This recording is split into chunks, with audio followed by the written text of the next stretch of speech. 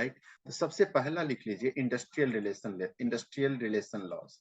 Categories में आपको बता रहा हूँ। तो सबसे फर्स्ट जो कैटेगरीज, आप हेडिंग भी दे सकते हैं, जो कैटेगरीज ऑफ लेबर लॉ।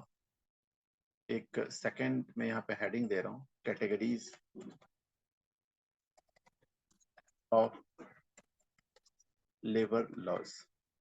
अब इस कैटेगरीज ऑफ लेबर लॉज में पहला जो कैटेगरी होगा वो आप लिख लीजिए industrial relation law. Number 1 industrial relation law.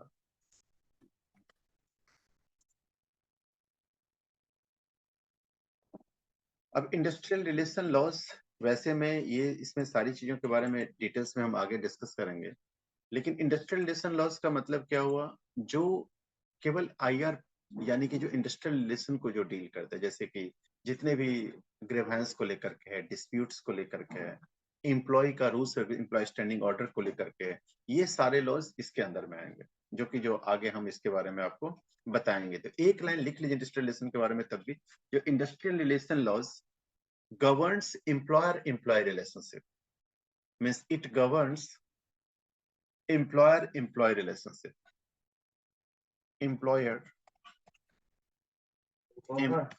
It governs employer-employee relationship.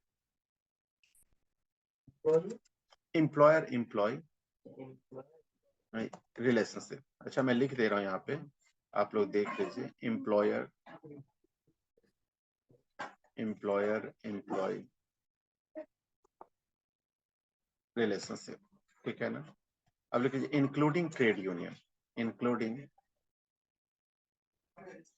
Trade unions, disputes and collective bargaining.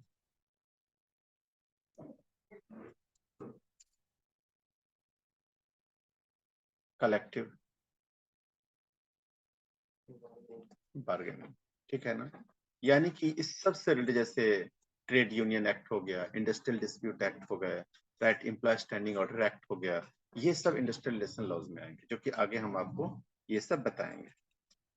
ये तो आप इंडस्ट्रियल रिलेशन लॉज के बारे में आपने समझा। सेकेंड पॉइंट आप लिख लीजिए इसके बाद, जो welfare and social security law, welfare and social security law, social security law.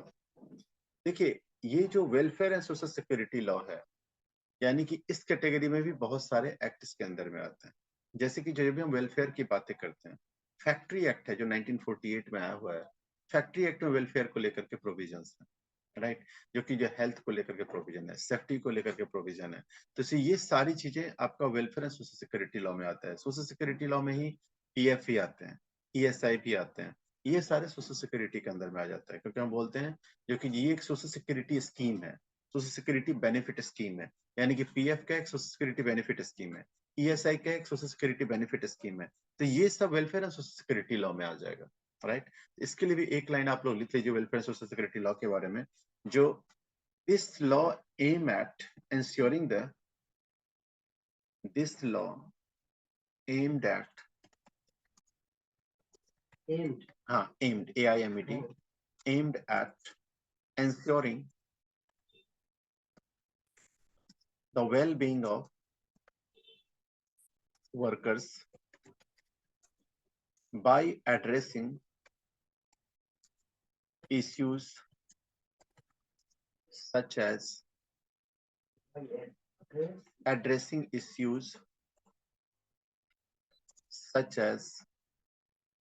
health, safety and social security benefits.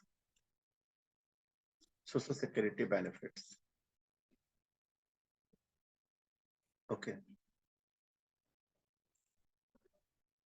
और थर्ड कैटेगरी जो हो जाएगी, ये है वेज एंड कॉम्पेंसेशन लॉज। हाँ, wages and compensation laws.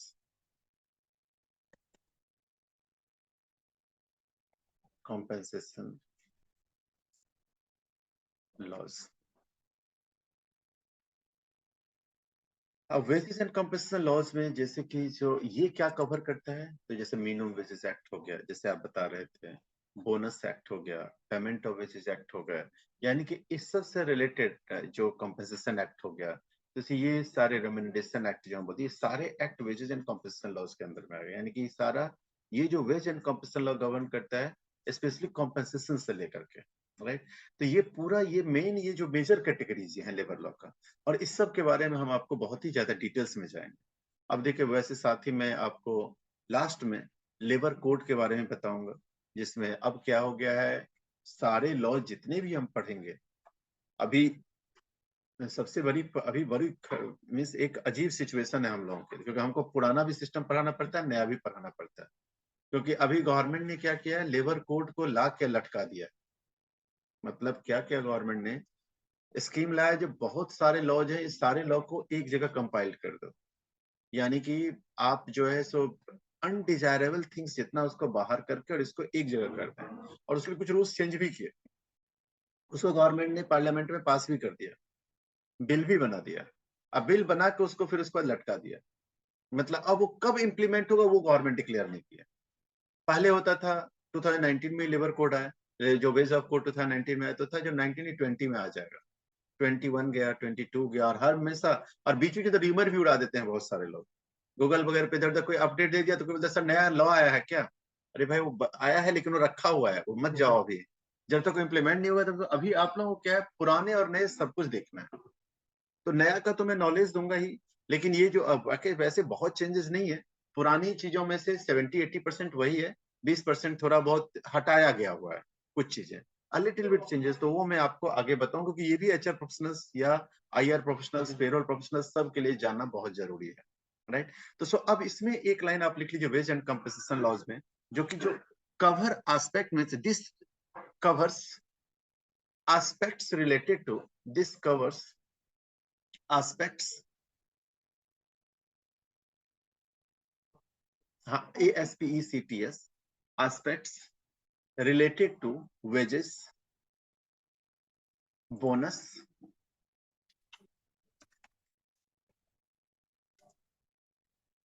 aspects related to wages, bonus and compensation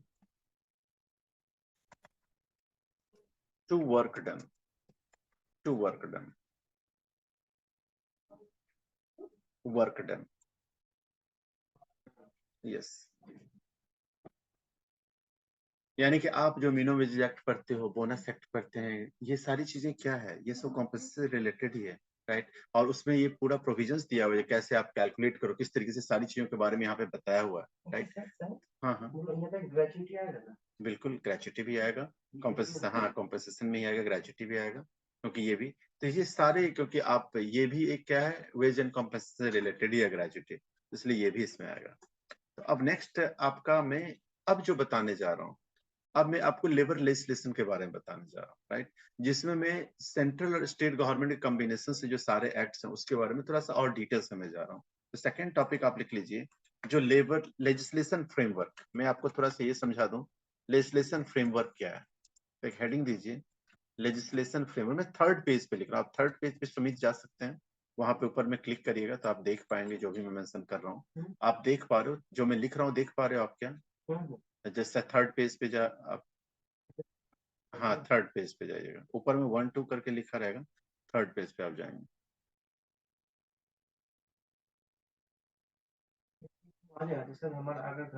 बिल्कुल बिल्कुल, आप सारी चीजें आएंगी, सारी चीजें आएंगी और सब कुछ आएगा, ठीक है।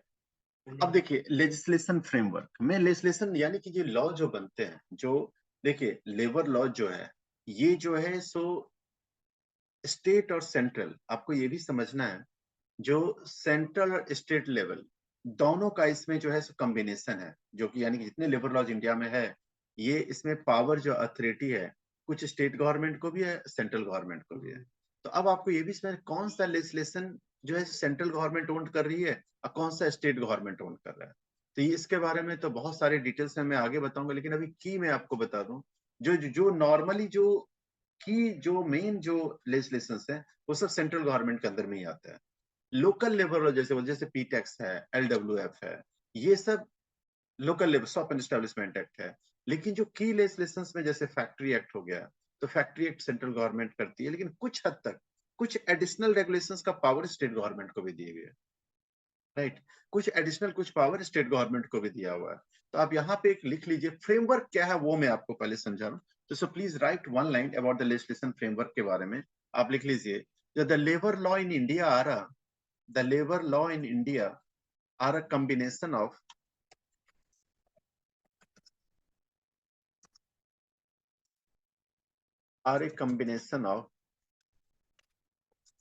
central and state legislation, central and state legislation, state legislation, central and state legislation.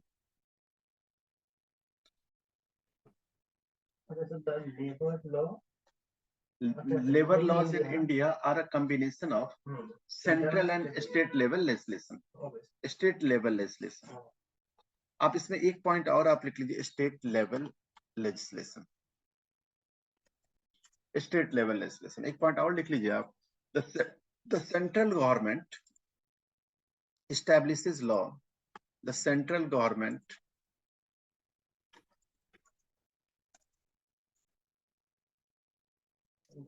establishes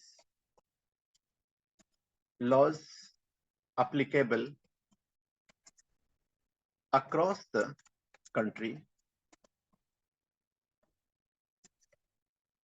while individual states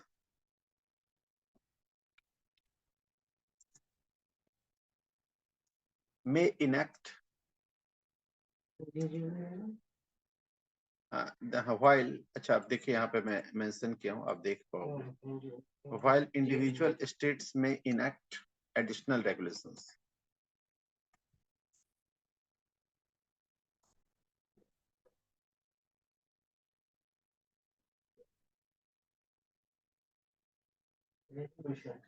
Regulations. Yes. अब देखो मैं की लेजिस्लेशन का एग्जांपल आपको बताऊं, जैसे कि जो बहुत ही इंपॉर्टेंट लेजिस्लेशन है, जो लॉज हैं, जो एक्ट है, वो मैं आपको यहाँ पे बता रहा हूँ। की लेजिस्लेशन, आज मैं केवल इंट्रोडक्शन दे रहा हूँ, लेबर लॉ के बारे में थोड़ा सा आइडिया दे रहा हूँ, ओवरव्यू दे रहा हूँ। जो की है, जैसे आप लोग लिख सकते हैं तो दो चार एक्ट का नाम लिख लीजिए, जैसे factory act, minimum wages act. Factory act कब आया था? 1948। 1948। फिर मिनिमम वेजेस एक्ट लिख लीजिए 1948।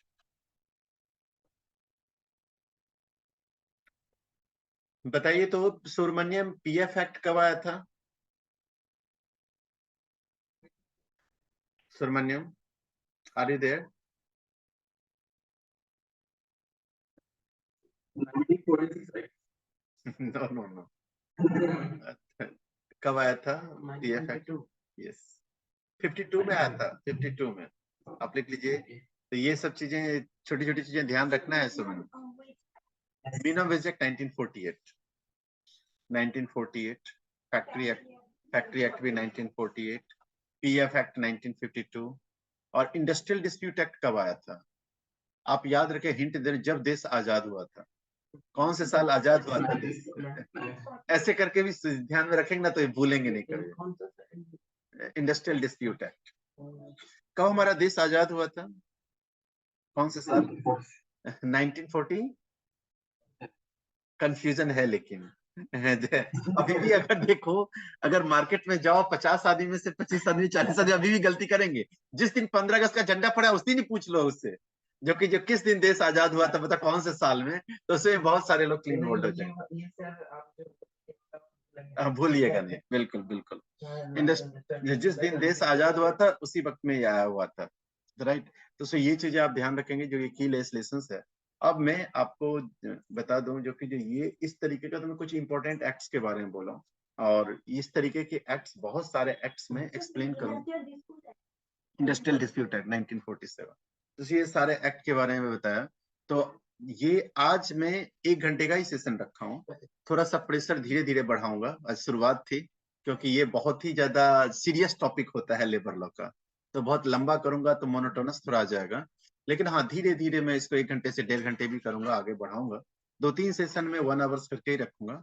इसके बाद फिर मैं इसको आगे बढ़ाऊंगा तो और भी इंटरेस्टिंग। आज मैं जस्ट इंट्रोडक्शन दिया हूँ, मैं जस्ट एक ओवरव्यू दिया हूँ, लेकिन बिगिनिंग का जो शॉर्ट में जो इंटरव्यू पॉइंट ऑफ व्यू से बोला बहुत इंपॉर्टेंट है।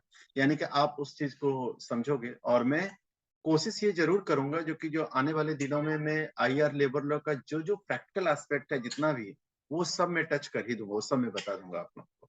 सारे फॉर्म्स का नॉलेज दे दूंगा, सारे फॉर्म्स का क्या यूजेस है वो बता दूंगा। और प्लस ही जहाँ पे भी केस स्टडी हुआ तो मैं केस स्टडी भी डिस्कस करूंगा, जिससे कि थोड़ा सा ज्यादा आप लोगों को एक्सपोजर मिले।